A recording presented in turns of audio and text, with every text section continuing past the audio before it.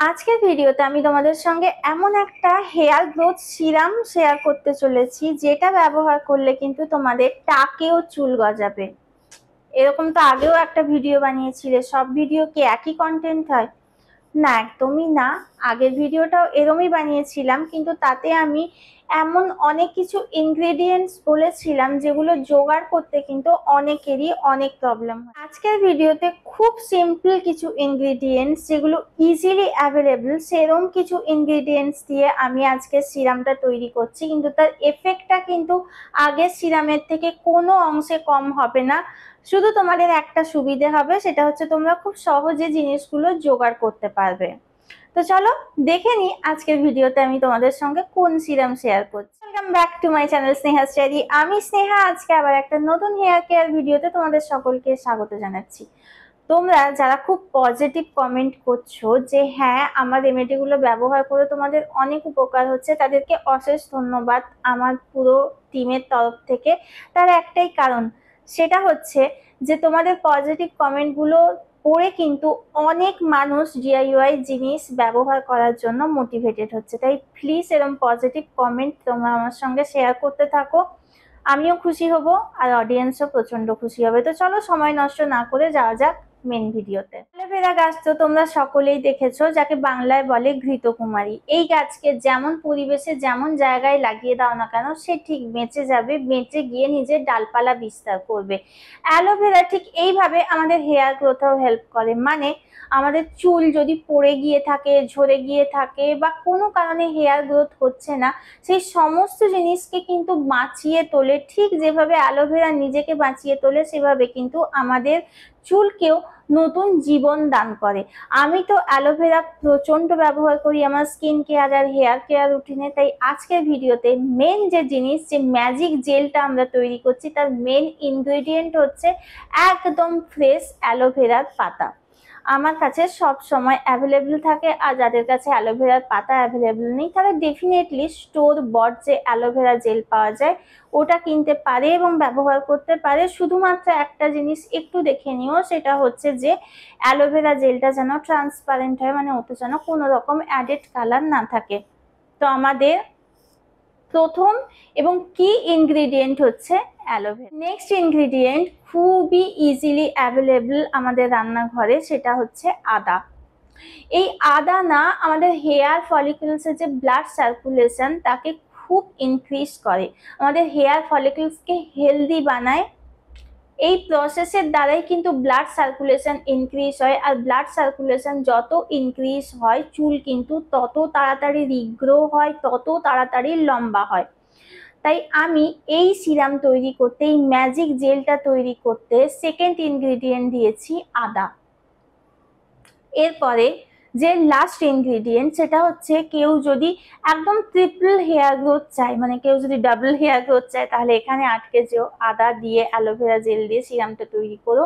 কিন্তু কেউ যদি ট্রিপল হেয়ার গ্রোথ চায়, সেক্ষেত্রে কিন্তু সে অবশ্যই কারি পাতা ব্যবহার করবে।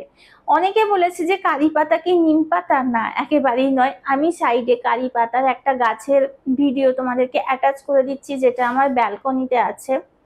তো কারি পাতা দেখতে খানিকটা এরকম হয়, একে বাংলাতে মিষ্টি নিমও বলা হয়, বাট এটা নিম নয়, এটা কারি গাছ। তোমরা যে কোনো নার্সারিতে ইজিলি পেয়ে যাবে। আর বিশ্বাস করো, কারি পাতা আমাদের হেয়ার গ্রোথে প্রচন্ড উপকারী। আমি রোজকার ডায়েটে, রোজকার খাওয়া দাওয়ার মধ্যে কিন্তু কারি পাতা সব সময় ইনক্লুড করি। আমি কারি পাতা নিজে খাই এবং কারি পাতা আমার চুলে ব্যবহার করি। কারি পাতা এতটাই ইম্পর্টেন্ট আমাদের হেয়ার গ্রোথের জন্য। তাই আর তোমরাও যদি এভাবে নিজেদের খাওয়া দাওয়া থেকে শুরু করে সমস্ত কিছুতে কারি পাতা ইনক্লুড করো, তাহলে কিন্তু ডেফিনেটলি তোমাদের হেয়ার গ্রোথ হবে। তাই আমাদের থার্ড ইনগ্রিডিয়েন্ট হচ্ছে কারি পাতা। এবার চলো দেখে নিই যে আমরা সিরামটা কেমন ভাবে তৈরি করব। এই সিরামটা তৈরি করতে সবার প্রথমে আমি আমার গাছ থেকে দুখানা ফ্রেশ অ্যালোভেরার পাতা কেটে নিয়েছি। তোমরা তোমাদের হেয়ার লেন্থের অ্যাকর্ডিংই পাতা নেবে এবং পাতাটাকে খুব ভালো করে ধোবে। পাতার মধ্যে যখন কাটা হয় তখন একটা হলুদ রঙের জিনিস পাতা থেকে বেরোয়। মেক শিওর কি ওই হলুদ রঙের জিনিসটা যেন অ্যালোভেরার মধ্যে না থাকে, কারণ ওটা হচ্ছে খুবই টক্সিক একটা জিনিস। ওটা যেন কোনোভাবে জেলের মধ্যে না থাকে। তাই পাতাটাকে খুব ভালো করে ধুতে হবে তোমাদেরকে। অ্যালোভেরা পাতাকে ধুয়ে নেওয়ার পরে আমি একটা চামচের সাহায্যে অ্যালোভেরা পাতার থেকে চেঁচে চেঁচে জেলটাকে এক্সট্রাক্ট করেছি। তোমরা অন্যভাবেও জেলটা ব্যবহার করতে পারো। তোমরা দেখতেই পাচ্ছ সাইডে যে আমি জেলটাকে কেমন ভাবে বের করে নিয়ে একটা বাটির মধ্যে রেখে দিয়েছি। তোমরা তোমাদের হেয়ার লেন্থের অ্যাকর্ডিং কিন্তু জেল নেবে, আর যারা দোকান থেকে কেনা জেল নেবে তারা 2 থেকে 3 চামচ জেল নিলেই কিন্তু হবে। নেক্সট ইনগ্রেডিয়েন্ট হচ্ছে আদা। আদা আমি জাস্ট অল্প একটু আদা নিয়েছি এবং এই অল্প একটু আদাকে আমরা খুব ভালো করে পিষে নেব।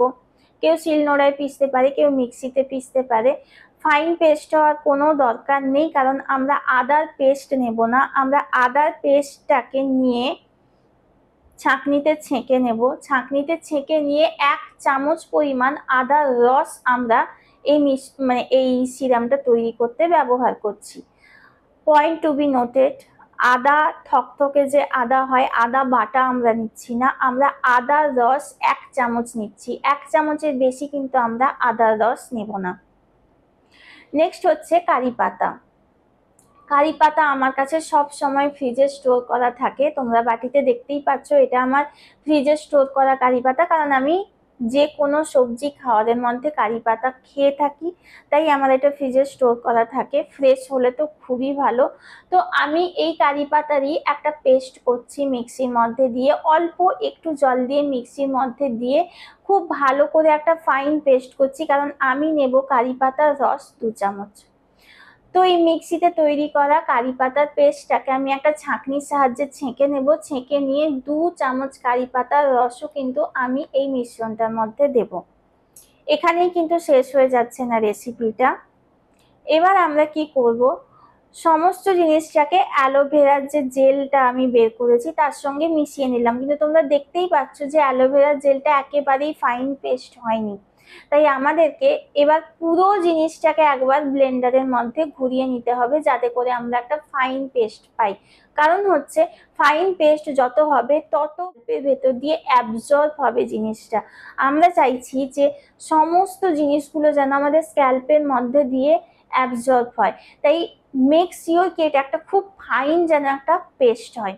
এবার আমরা সমস্ত জিনিসটাকে আরেকবার মিক্সির মধ্যে ঘুরিয়ে নেব এবং মিক্সির মধ্যে ঘুরিয়ে নেওয়ার পর আরেকবার ছেঁকে নেব।